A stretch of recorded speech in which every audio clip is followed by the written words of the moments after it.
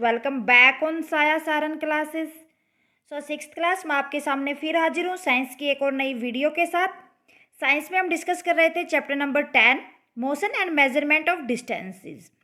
Students, अभी तक इस चैप्टर के अंदर हमने फुल थ्योरी कंप्लीट कर ली है एंड एनसीईआरटी बुक के क्वेश्चन आंसर 6 तक हमने डिस्कस कर लिए हैं, जो कि हमारे पेज नंबर 106 के ऊपर है। स्टूडेंट, चैप्टर को आगे बढ़ाते हुए आज हम डिस्कस करेंगे question number 7th, 8th and 9th। Let's start with question number 7th।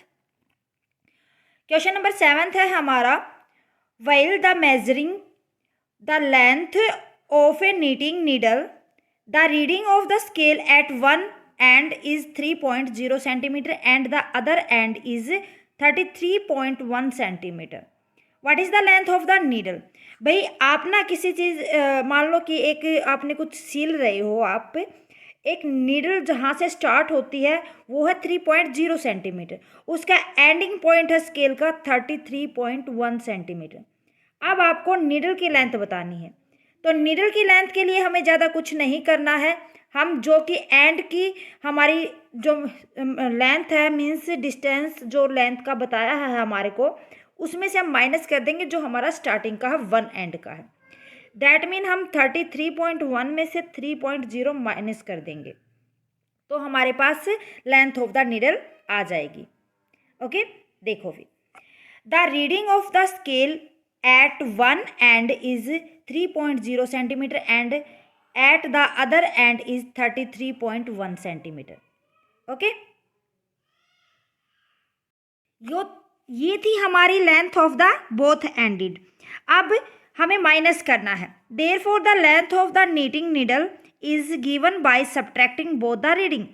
Minus कर दो भाई, जो सेकंड एंड था उसमें से 33.1 में से माइनस कर दो जो वन एंड था, फर्स्ट एंड था 3.0 सेंटीमीटर, तो हमारे पास जो नीटिंग नीडल है उसकी लेंथ आ जाएगी 30.1 सेंटीमीटर।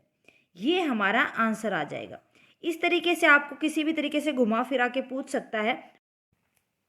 क्वेश्चन नंबर 8 है हमारा, write the similarities and difference between the motion of a bicycle और a ceiling fan that has been switched on. भाई आपको डिफरेंस बताना है और सिमिलरिटीज बतानी है। जब आप साइकिल चलाते हैं तो उसके जो साइकिल के बाईसाइकिल के व्हील्स है वो जिस तरीके से घूमते हैं और आपका जो फैन चलता है छत पे, जब आप उसको स्विच ऑन करते हो तो वो घूमता है। उसके बीच में सिमिलरिटीज़ क्या है और डिफरेंसेस क्या है?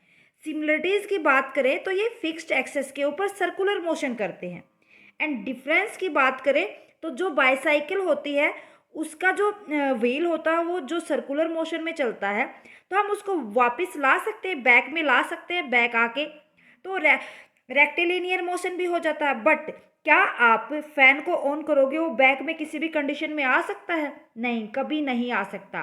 तो ये उनके बीच में डिफरेंस हो जाएगा। सिमिलरिटीज देखो, both the wheel of a bicycle and a ceiling fan execute a circular motion on a fixed axis. Dissimilarities की बात करें, a bicycle also execute a rectilinear motion while a fan does not execute such motion. Fan के अंदर कभी भी आप उसको वापस से नहीं घुमा सकते। रेक्टिलिनियर मोशन क्या कहता है, सर्कुलर मोशन में आके हम उसको वापस उसी पॉइंट पर आ सकते हैं। ओके, बट ये फैन की कंडीशन में कभी नहीं होता बैक आने का। ओके, तो ये थी सिमिलरिटीज और dissimilarities between bicycle and a fan. ठीक है, क्वेश्चन नंबर 9 देखते हैं अब हम। देखो भाई, Y would you not like to use a measuring tape made of an elastic material like rubber to measure distance? What would be some of the problem you would meet in telling someone about a distance you measure with such a tape? भाई एक elastic वाली tape आपके पास और एक simply जो measurement होता है वो है। इलास्टिक वाले से आप मेज़र करोगे तो इलास्टिक को तो आप उसको स्ट्रेच कर सकते हो, बढ़ा सकते हो, है ना। तो जब हम स्ट्रेच करेंगे तो वो ज़्यादा डिस्टेंस बताएगा, जब उसको हम लूज़ कर देंगे तो वो कम डिस्टेंस बताएगा। तो उससे जो मेजरमेंट करेंगे वो डिफरेंट मेजरमेंट बताता है। ठीक है, तो यही आपके सामने प्रॉब्लम आती है जब आप एक इलास्टिक मेजरिंग टेप के साथ मेजरमेंट करके डिस्टेंस को बताते हो। We could not use an elastic measuring tape to measure distance because elastic measuring tape cannot measure correct distance.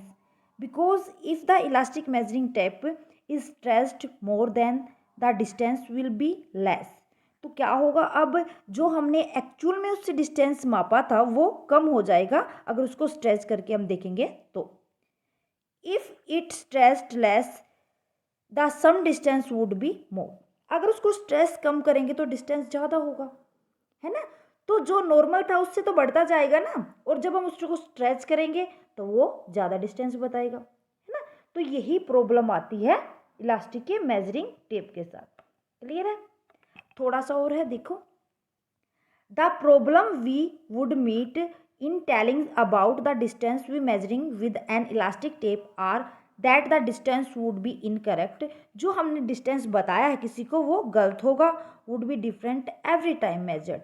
जब उसको बार बार अगर आप उसको मेज़र करोगे तो हर टाइम आपको वो अलग ही मेजरमेंट देगा। ओके, यही जो मेजरिंग इलास्टिक वाला मेजरिंग टेप होता है वो प्रॉब्लम होती है, इसीलिए हमें कभी भी उससे एग्जैक्ट मेजरमेंट का पता नहीं चलता। क्लियर है। तो ये था हमारा क्वेश्चन नंबर 8th। उम्मीद करती हूँ आपको अच्छे से समझ आ गए होंगे, सॉरी 9th। उम्मीद करती हूँ आपको 7th 8th एंड 9th तीनों क्वेश्चन अच्छे से क्लियर होंगे। स्टूडेंट्स, आज के लिए बस इतना ही। मिलते हैं नेक्स्ट क्लास में विद क्वेश्चन नंबर 10 एंड 11। आज की क्लास कैसी लगी मुझे कमेंट करके बताएं। क्लास अच्छी लगी तो प्लीज़ लाइक और अदर स्टूडेंट के साथ ज़्यादा से ज़्यादा शेयर करें। अगर आप चैनल पर नए हैं तो फटाफट से चैनल को सब्सक्राइब कर ले साया सारन क्लासेस को, और बेल आइकन को दबा ले ताकि आने वाली क्लास की नोटिफिकेशन आपको मिल सके। Thank you very much student. Bye.